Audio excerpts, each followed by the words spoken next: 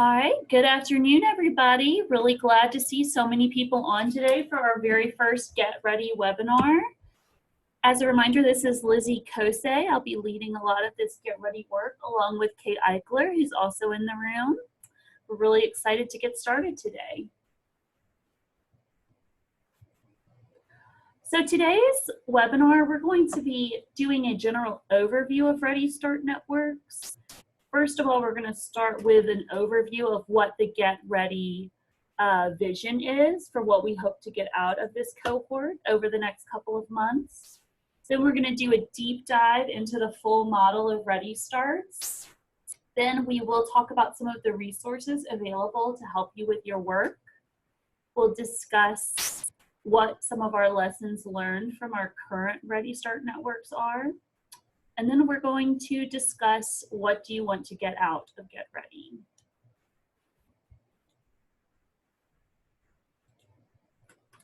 So our vision for the Get Ready cohort was an opportunity for those lead agencies who are interested in Ready Start Network work, but weren't quite sure exactly what all it entailed or how it would apply to their community.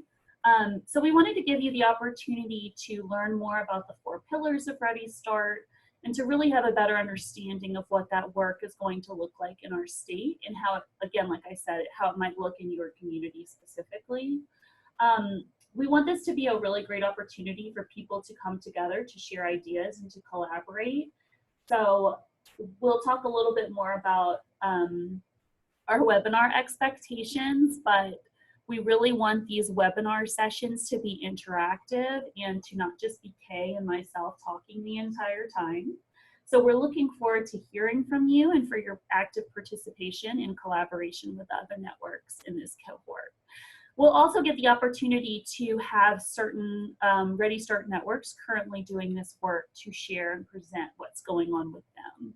We won't have any on today, but we will starting next week. We also want to help you prepare that blueprint that's going to be asked for in the Super App submission in February of 2020. This blueprint is basically going to be a roadmap to goal setting and strategic planning for early childhood in your community and will benefit you whether you decide to become a Ready Start network or not. And we want to be able to help you prepare that document.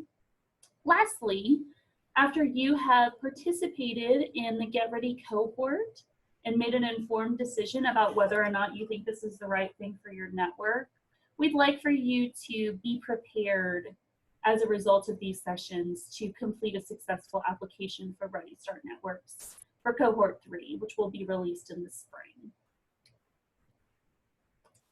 So before you decided to become a Get Ready cohort, when you applied, a member of the Get Ready cohort, we asked you to sign a set of assurances. And what that looks like is we would like for you to actively participate in every weekly webinar. That means you are encouraged to attend every single one. And if you cannot be there as the lead agency, you need someone else to be there in your stead, a proxy of sorts. So if for some reason an emergency comes up, please let me and Kay know. But we do expect participation in every webinar. We want you to engage in all of the activities of the Get Ready cohort and complete all deliverables related to developing a plan. So what that might look like is at the end of a webinar, we might ask you to think about something or come up with a list of something or when we say deliverables, that's what we're talking about, is like a little bit of an assignment that you share with Kay and myself so that we know you're thinking critically about this work. And we also want you to use that $25,000 allocation in whatever way will best benefit early childhood in your community. We've heard a lot of different creative approaches for what people want to do with this money. And we encourage you to think about what would best benefit your network specifically. As long as it has to do with improving early childhood, we would most likely approve that budget. Kay, I think, keeps making a joke that anything short of taking that money to the casino would be approved. And we want you to engage a representative set of community members as a part of this experience. Kay, can you kind of jump in and share a little bit about what we mean by that?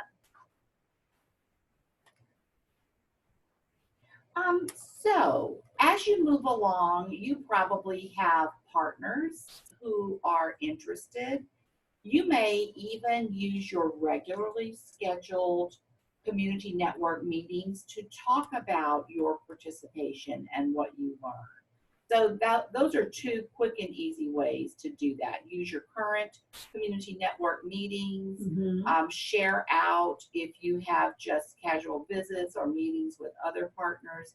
If there is a particular strategic partner or supporting partner that you have that you want to meet with and discuss your interest in this work, or tell them what you're learning and what you're thinking as you move along, that's a way to do that. And so if you would like specific ideas for your particular circumstance, and you want to give Lizzie and I a call, you can touch base with us and we'll help you think that.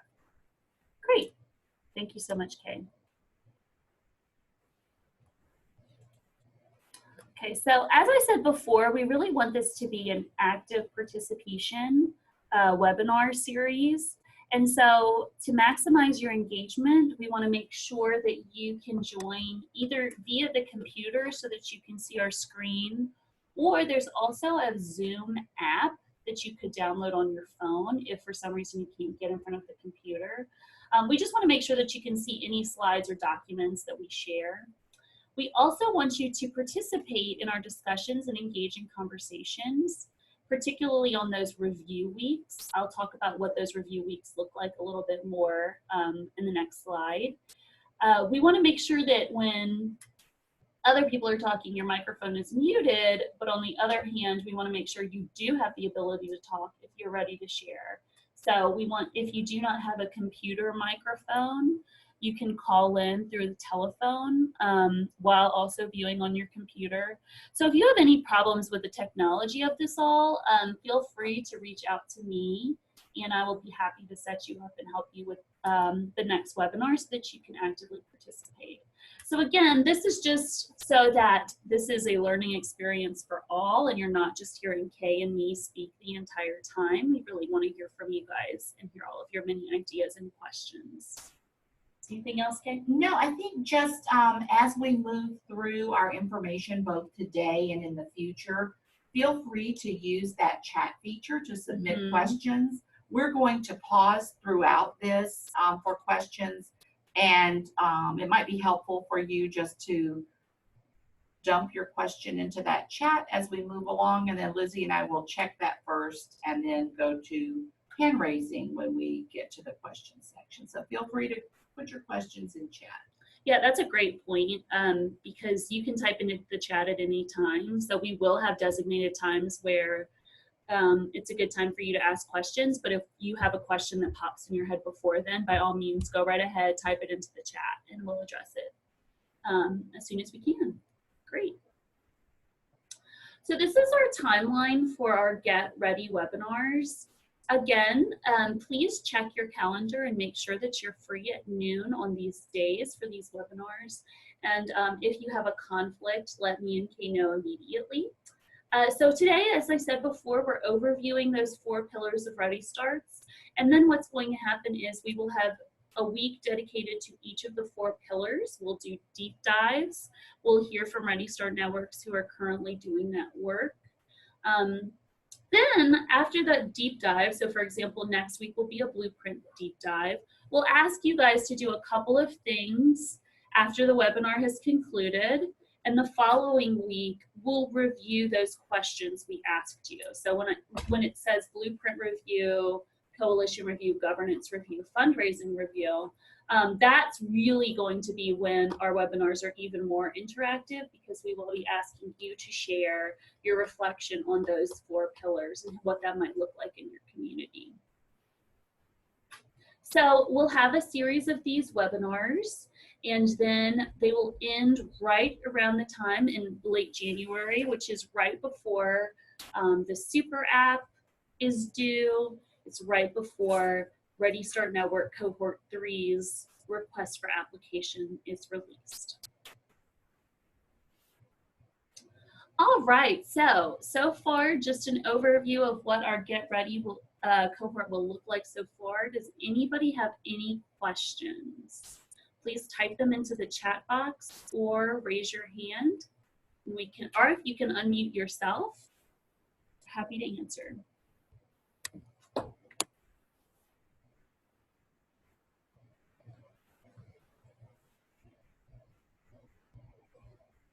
I think it's safe to move I forward. think so too. Thank you. All right, so now we're going to start doing a bit of a deeper dive into each of those 4 pillars of Ready Start Networks. You are going to see this beautiful graphic repeatedly. We've come to it again and again. These 4 pillars, blueprint, coalition, governance, and fundraising. When we started out this Ready Start work in January, we had not yet established these 4 pillars. We had an idea of the direction that we wanted to take the work, but cohort 1 kind of dived in and started doing the work without this guidance of the 4 pillars, but they kind of emerged naturally over time. We realized that in order to do this work and to do it well, all of it kind of revolved around these 4 major areas. And so now that Ready Start Cohort 1 has really started this work, and cohort 2 is on board, now we as a department have a much more clearer guidance as to what this looks like moving forward. And again, it all revolves around these 4 pillars. So the blueprint establishes and answers the question, what are you building? This is where we ask the question, what do you want to be true about your network in early childhood? This is where you lay your strategic plan for your early childhood work. This is where you communicate what you want to be true. This is a goal setting document. And building upon that blueprint, next would come, who do you need to build it? What partners do you need to bring to the table to help drive that improvement that you laid out in your blueprint? After you have reached out to partners and you have brought them to the table, people who need to be invested and informed and involved in early childhood in your community, then you'll need some governance. You'll need a body to help you make decisions, some structures in place. And finally, fundraising strategy. Eventually, we would like our Ready Start networks to be able to leverage local funding to secure additional resources to help you achieve the vision that was laid out originally in your blueprint at the very beginning. So as you can see, each of these 4 pillars really builds on one another, and they're all essential to the work that we're doing with our Ready Start networks. So I'm going to turn it over to Kay, who's going to talk a little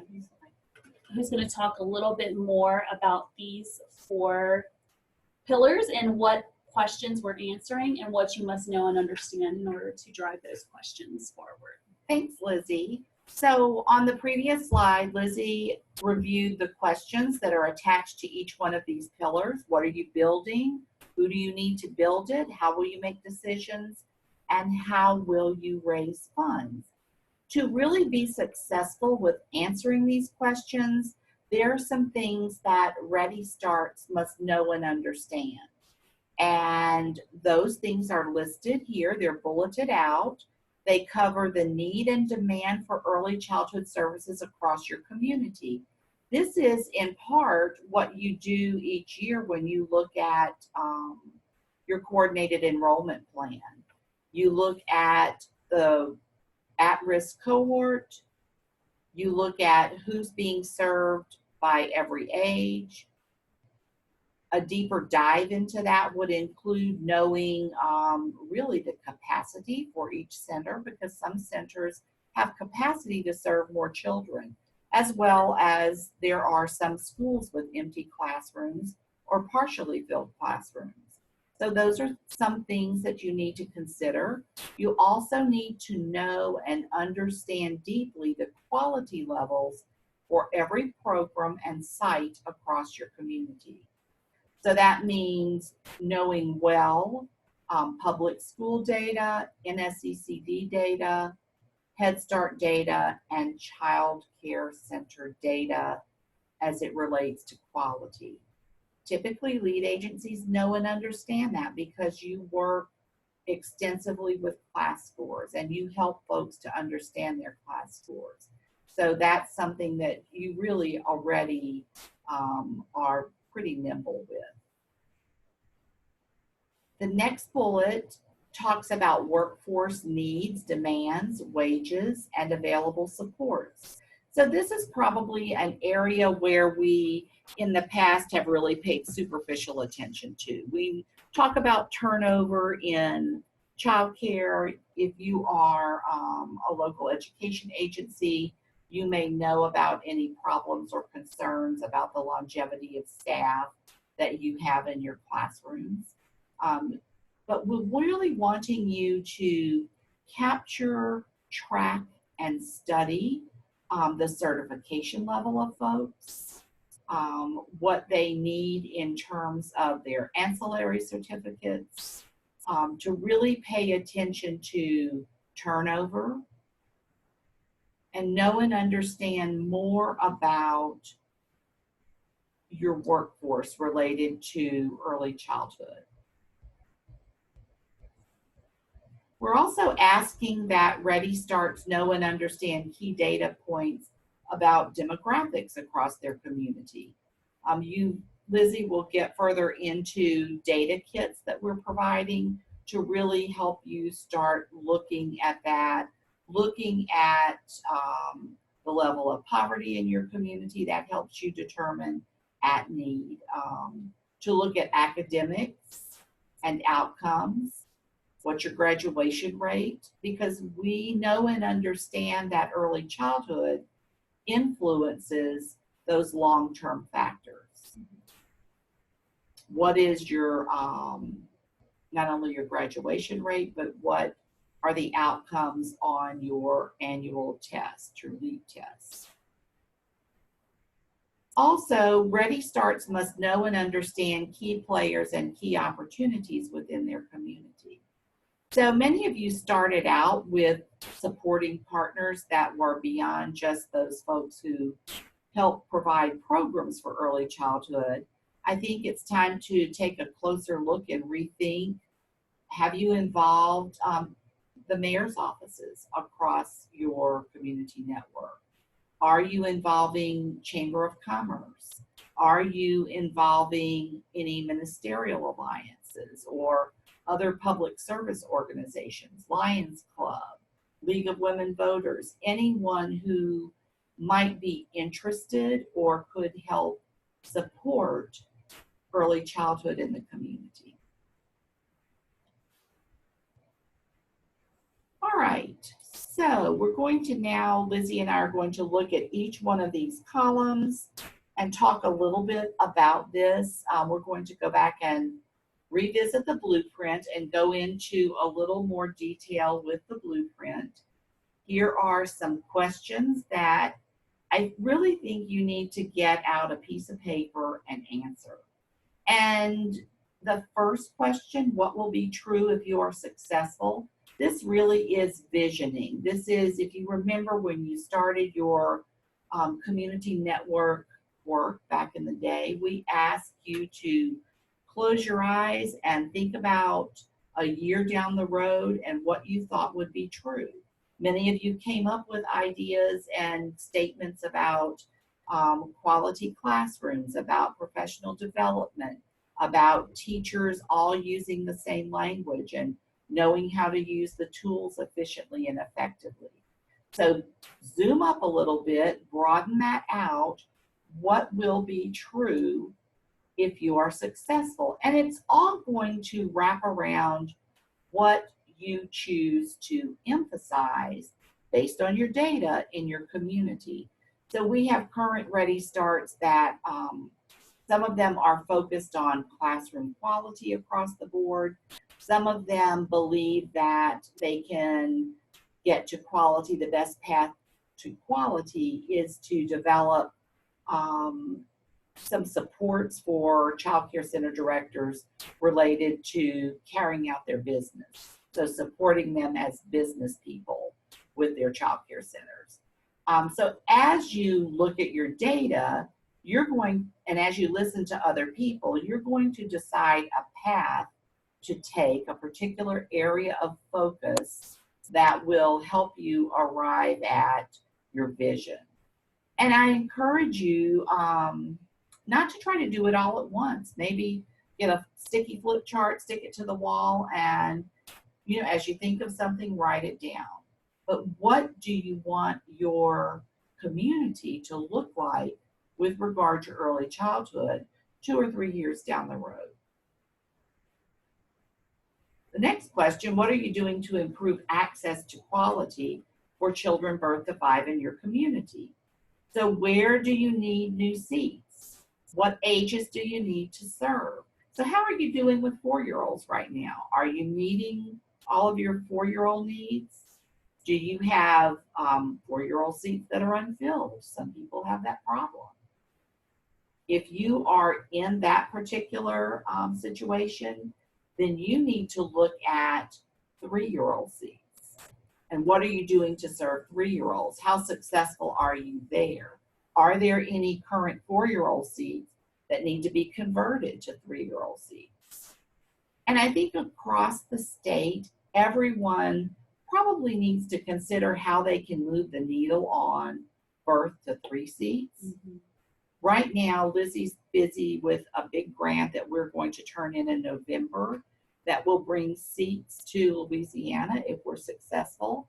And the emphasis of those seats is going to be birth to 3. If we're successful, will prioritize Ready Start networks to receive those seats for the 2021 school year. So I think really look at your community, talk to your child care center directors. What is their enrollment now at that age level? And what is their capacity? How many centers do you have now who are not serving infants who would be willing to if they had support in terms of funded seats, if they had support to help purchase equipment that's needed to serve infants? So those are things to consider. Think about the challenges you're trying to solve. Those are the things you're going to record in your blueprint. Think about the opportunities you're trying to take advantage of. So Orleans, as they began doing this work, kind of looked out across their community, and they found several funding opportunities and made them all work together and have really done some quick turnaround with some child care centers in terms of training, providing a lot of MMCI, having center directors let them know exactly what they needed to improve their environment to serve more seats. So what opportunities are out there for you to take advantage of that aren't necessarily funded through the Department of Education? If you connect with municipal governments, with the small towns, with the villages, most mayor's offices have a pipeline to money that's available for municipalities. And then what are your levers to accomplish your goals? What do we mean by that? Well, what can you leverage out there? So Orleans looked across and found that there were funding opportunities that they turned into bigger funding opportunities by blending them all together. So do you have particular partners who might be or entities in your community that might be interested in supporting your work? If you have a clearly articulated vision for that work that's based on data in your community. So we have some supports flagged here that are available to you. Blueprint guidance and a template, and then some data kits provided by the department. And so your coalition is the next thing to consider. This is who you need to build the it that you're building. And you're going to find that these two things work together. And when I say these two things, I'm talking about blueprint coalition. You might start focusing on your blueprint, but you're going to begin thinking about people who can help you, who you want to bring into your coalition. So you want to convene and engage local leaders, community partners, advocates, business and industry partners, other partners that interact with families of young children. Does that mean you hold one big meeting and say, here, we need your help? No, that's probably the worst way to do it, right? Mm-hmm. Because you want to meet people where they are. Do they just need information? That's where you need to start. When you become clear on what you want to build, what your needs are, where you think you're headed, then you're going to begin engaging local leaders. So I'm going, right now comes to mind Rapides.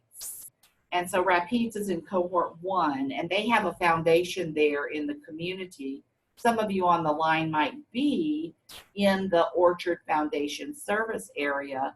They went to Orchard to let them know they were interested in becoming a Ready Start network, what they wanted to accomplish, and they immediately began getting ideas and had folks volunteer to help them with their work. So I think you need to think strategically. United Way is almost always a good partner in every community. They have a particular interest in early childhood education. That would be someone who I would want to start bringing on board. That's one of the things we asked you to do in the assurances was to make sure there were people in your community who are aware of this. I'd start with United Way. I'd next visit with Chamber of Commerce just to give them a heads up, FYI, here's what we want to do. We're thinking about this Ready Start work.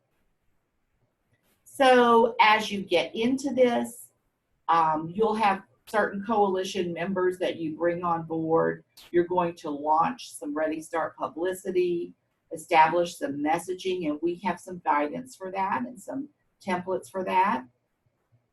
And you're going to align your messengers on key points. You are going to identify people in your community who can help you with messaging.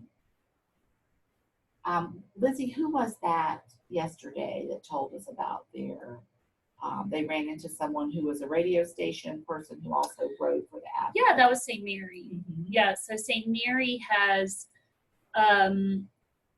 established a relationship with someone who was a radio personality and also wrote for local newspapers, which to me is a great example of someone who can really help you get your message out and to be a messenger for you. So those are the kinds of relationships you'd want to form in your coalition to think about unique partnerships that can do anything to further the early childhood cause in your community. Absolutely. Libraries are good partners. Mm-hmm. If yep. you live in a community where you have an LPB station, they're a great partner. So we also have, to help you, some coalition guidance. And again, Lizzie and I are available, and as well as other members on our team, to help you think about this if you need thought partners. Mm-hmm. So Ready Start governance. Once you get that blueprint in place and you are adding people to your coalition, you're going to want to think about and have a structured way to make decisions. Because what's going to happen is as you become, if you choose to become a Ready Start network, you're going to be identifying resources.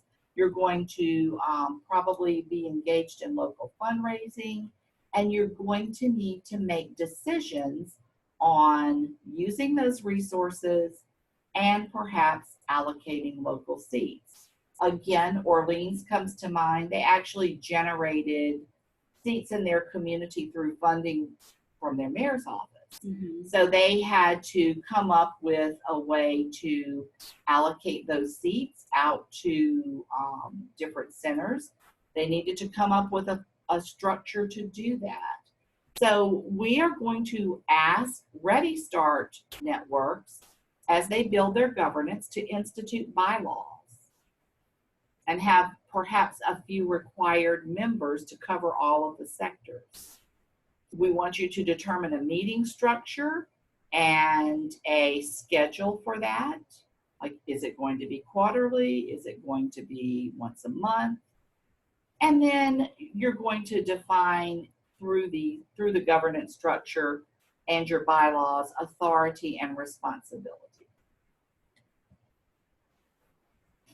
And then finally, the fundraising strategy, the final pillar, which I think is kind of exciting. It makes some people a little nervous, but I think folks have already started who are doing this work, to identify opportunities to leverage existing funds and raise new funds.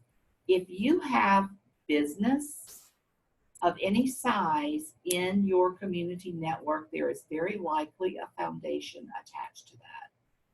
And foundations have money that it's a goal to disperse that money and to disperse it to a good cause.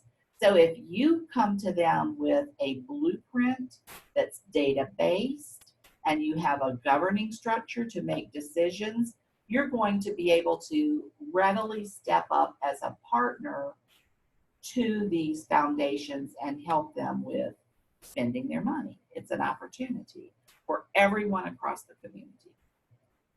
So, you'll lay out clear strategies, and then to help you with that, we have some guidance. Okay, so after this deep dive into all 4 of the pillars, I'm going to launch a poll. Hopefully you can see it. And we want you to answer the question, which of the 4 pillars of Ready Start Networks are you most nervous about tackling? Is it the blueprint? Is it the coalition, governance, or fundraising strategy? So I'm going to give a moment for everybody to vote.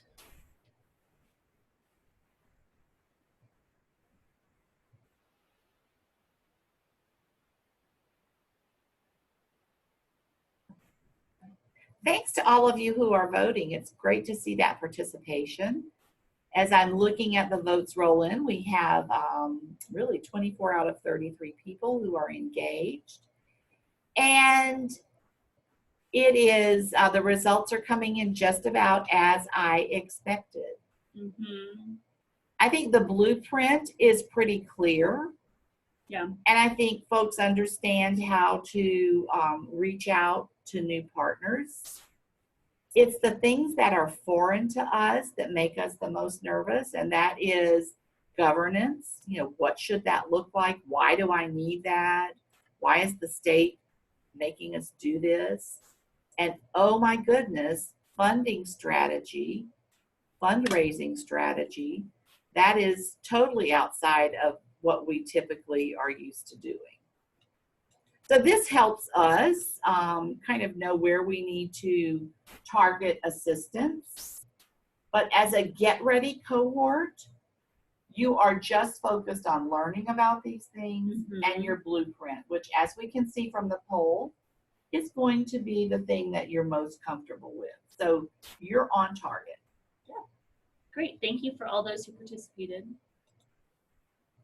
Okay.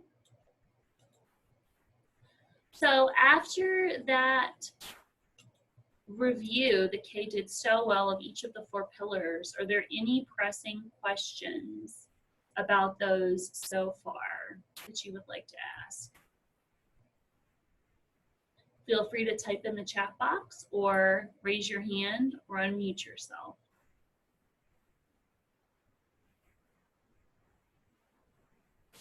Okay, I don't see any questions, so we're going to move on. So as a member of the Get Ready cohort, we have some resources that we want you to be familiar with. So as you're drafting your blueprint, as you're preparing for the third application by just learning about the Ready Start work, we have some guidance for you on, we will have guidance on each of the 4 pillars. There's going to be a Google Drive folder that I'm going to share with you this afternoon that links what guidance we have available so far. And I will also be including all of these presentations. After we're done, I will be including those in the Google Drive folder so that you can revisit the slides that we presented today. We're also sharing with you data kits. Now, these are preliminary so far. We are hoping that these data kits will be expanded upon and tweaked a bit to fit your needs better. But I dropped those data kits in your FTP under the Network Administration folder. So I just want to emphasize that these data kits are preliminary at the moment, that they're not quite finalized, but they still have a lot of really good, meaty information in there that you can take a look at, and we'd like you to take a look at. So those are located in your FTP again. And of course, we want you to be creative with your funding and think about whether you want to take on a consultant with that funding or technical assistance. You could have someone help you with coalition building. Rapides Parish is one that comes to mind that used some of their Ready Start funds for logo design and branding, and they built a new website to help engage parents. If that's something that you're interested in. You could also hire a consultant to help with strategic planning or bylaws development, local governance, technical assistance. So I just want to emphasize that that funding is up to you, what you think will be the best use of your dollars. But we wanted to provide a couple of examples of how Ready Start networks have used their funding for certain consultants. So again, as you're developing blueprints, as you're thinking strategically about what's going on in your community network that could be improved, we invite you to look at class scores, a lot of which are available in that data kit I mentioned earlier. If you think reaching more families or engaging your community through coordinated enrollment is a priority, we invite you to look at your coordinated enrollment self-assessment and the feedback that you'll be provided. There are lots of different resources we could bring to the table. Again, you just have to think about what's most needed in your community. So these data kits are designed to be expanded and updated. We had a little preview of them at the September collaboratives. But like I said, you should have a copy of those in your network's FTP. So in that kit, we'll have quality and access data, enrollment data, workforce supports, community demographics, academics and outcomes, and early childhood information by zip code, which is really cool, and also K-12 information by zip code. So I'm going to hop out of the presentation for just a moment and share with you this sample kit. So I've removed all identifiers, but this is what you will see when you get into your kit. I kind of made the screen bigger, but let me zoom out a little bit. There we go. So there are 3 tabs, and the first tab is called the dashboard, and that tab is even divided into 3 major columns. The first column is all about quality and access. So this is where you're going to see information about class scores from the past 4 years, which is really incredible. And a lot of networks in their blueprint are addressing quality. And this sort of data is what can really drive your goal setting for your quality.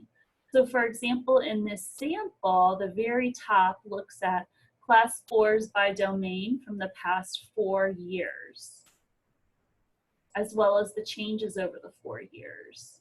So if you were really wanting to focus on quality in one of your blueprint goals, for example, this would really tell a story. When I glance at this, I see that instructional support and engaged support for learning is significantly lower than the other domains. So maybe that would want to be my focus. But anyways, that's just one example of how you can use this data. This data kit is full. It's got pre-K scores by dimensions, toddler scores by dimensions, network class scores by site type. So what are the scores in childcare versus Head Start versus public school versus non-public school.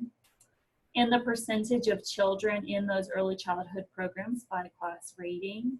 So lots of good juicy stuff there. We've also got child count data from the past 3 years, We've got kindergarten enrollment data in the middle here. Then if you go to the third column, we've got community demographics and academics. So this is kind of where we start to get into kindergarten and above, but it's important for you to make those connections to how are our local schools doing as well once they leave us in early childhood and head to schools. How are those schools performing? How are the students performing? So we've got kindergarten readiness scores, literacy assessments over kindergarten through third grade, and a FLEEP scores. So that's all just on the dashboard tab. Like I said, there's 2 additional tabs. The first one is early childhood by zip code. So in order to keep this confidential, the zip code has been taken out, but this first column will be what zip code is, and it's broken down class data by zip code, which is really cool. So you could target a specific zip code and see how it's performed over the past 3 years. There's also K-12 data by zip code. So once again, you can target a specific zip code, see how it's performed for K-12 schools. Again, this is one of those things that I can talk about it all day. It's so full of good information, but I think what's going to be most beneficial is if you jump in there yourself and you play around with it and you see what's available. We'd really like you to take a look at it before our next Get Ready webinar next week. All right, so time for questions. Looks like we have a few people in our chat. So hi, Aloma. You're asking will there be systems training available? Not for Get Ready cohort, but there will be systems training for cohort 3. So if you happen to jump off the deep end and dive right in, as Lizzie likes to say, and apply for cohort 3, that will be available. However, I do want to say that the systems training has really been exciting. We're happy to send to you the link to get in touch with the systems thinking group if you're interested in that for your community network. If that's something that you want to use part of your Get Ready allocation to have Tracy and her people come in and work with your network, that's a great, I think, use of the funding. Bring in some community partners. That'd probably be a really cool foundation to not just have providers in your community, but maybe some of the businesses in Plaquemine Parish, some of the social agencies in Plaquemine Parish, and you come together and think about early childhood and what it could be in your community. So that's really good. Okay, someone has asked, what is systems training? We will send that link out to everyone. So it is a way, rather than thinking about pieces and parts, you are viewing early childhood or whatever you're viewing through a system lens. It's like thinking about the whole concept from all angles. And I will say it's something that we have provided for both cohort 1 and cohort 2 of our Ready Start networks, and they've found it extremely valuable. There was another question about, is there a recommendation contact information for a consultant? So, Carmen, I think this is a question you posed to us before. I think I'd want to know what, I'm happy to make recommendations. Lizzie and I both, I think, can give you some ideas. We can put you in touch with some of the other Ready Start cohort 1 and cohort 2. But I would want to know what you wanted that consultant to accomplish or to help you accomplish, so I can provide the best answer. Yeah, good question. Okay, thanks for all your questions. Glad to hear from you guys. So with our Ready Start network so far, we have a couple of big takeaways that we've learned. And one of the biggest ones is that Ready Start work takes time. And our most successful Ready Starts are those who have time devoted on their calendar to address this work on a regular basis. We recognize the many roles and hats that you wear in your communities. And in order to do this work, we do realize that it does take up a lot of time. So that being said, we have recommended that if you think this is the best use of your money, that maybe contracting with experts to assist where most needed could be a beneficial use of that time and resources. We found that a lot of Ready Start networks, if they have a very reliable consultant who has helped them in one way or another, whether that be on coalition building or strategic planning, whatever they need, we found that because that takes a little bit of the burden off of them, but it also forces them to put time on the schedule to address those problems and questions. We found that that's been a really beneficial use of their time and money. Also, Kay and I talked a lot about that data earlier. We really think that that data is key. If you can understand it and really be able to let it tell a story as to what early childhood looks like in your community, we think that's key to setting those goals in your blueprint. Because if you understand your data, you understand your challenges, you understand your greatest needs, and therefore that really can drive the improvement that you set up in your blueprint. Finally, forming new relationships and involving new partners is a critical way to bring resources and new approaches to the community network. So when we talk about a coalition, we talk about relationship building, partnerships who are bringing something different that wasn't there before, who are either bringing a new perspective or skills that you might need assistance with, or ideas, or maybe they're your messengers. There's just so much you can get out of making connections in your community that will really, really help you with this type of work. So I know we just paused for questions, but we always want to make a pause and see if there's anything we've got so far. Doesn't look like any more in the chat box. I'm going to keep moving on. All right. So to wrap up today, we wanted to talk a little bit about what you want to get out of Get Ready. So when you applied earlier this fall, these were a couple of the responses we received. We know some people, like in the first very top response, some people really are interested in becoming Ready Start networks and want to make an informed decision about whether that's the right choice if they want to apply for cohort 3. Other people want to better understand ways to involve partners and community in building a stronger early childhood network in the parish. And I think that both of those things are important to name here because the top one is kind of our ultimate goal. We want people to be making informed choices about Ready Start. But the second one is really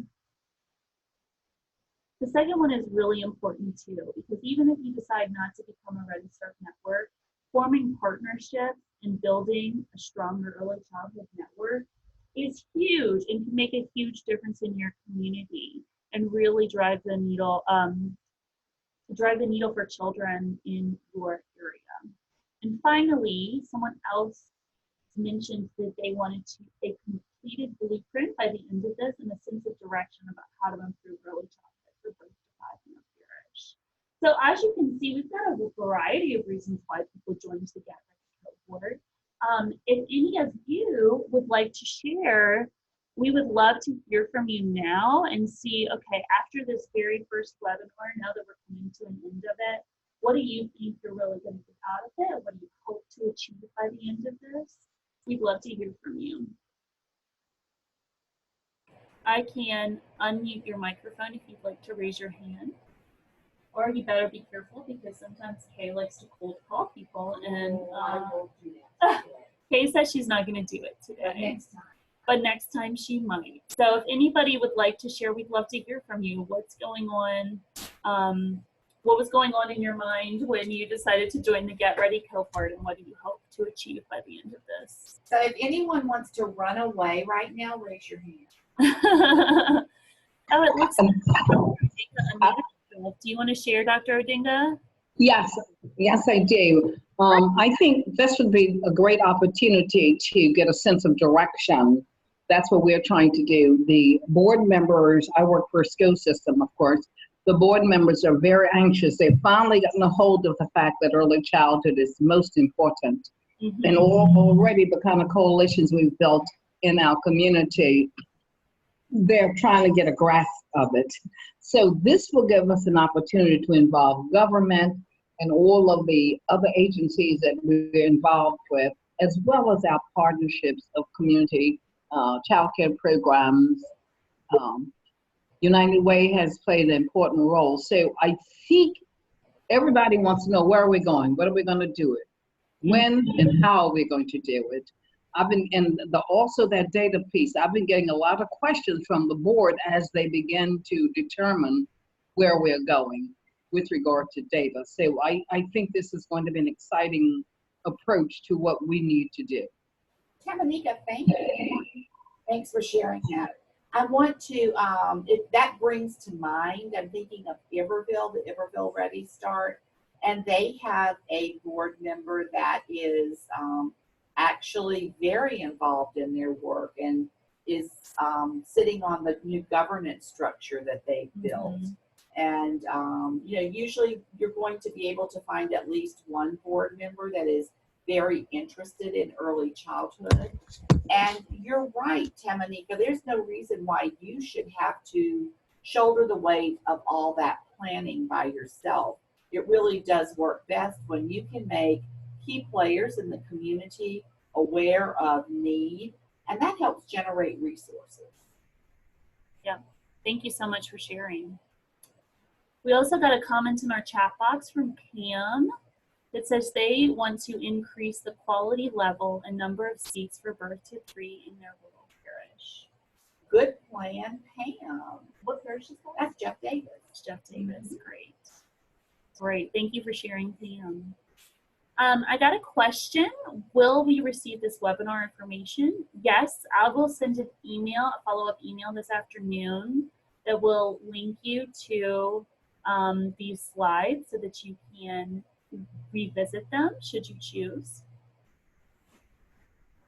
And it looks like another user said they want to provide their network with high quality classrooms. Great. Thank you so much for sharing. Lola says, in my community, I envision expanding access for families who are in need for their children birth to 3 years old. Great. We are all at the department always talking about increasing access for birth to 3-year-olds, yeah. And we're glad you're thinking about it too. That's something we have set a goal for ourselves to do a better job.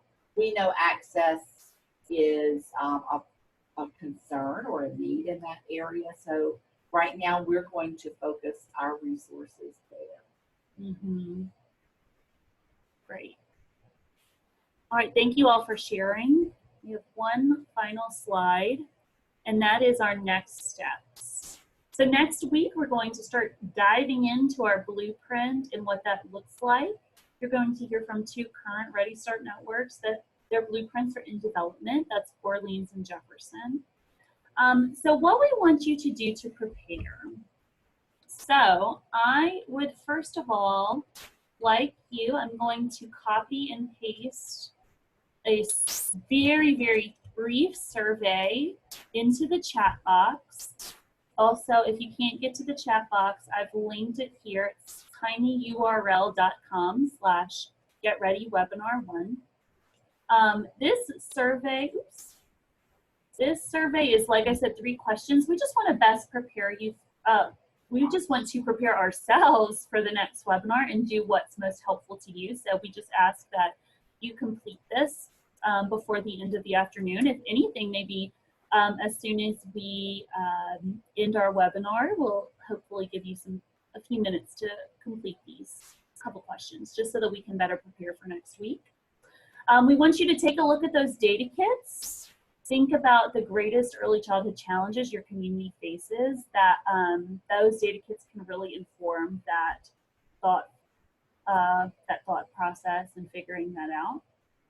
Also, so we would, if you are able to, we'd like you to review some blueprint guidance.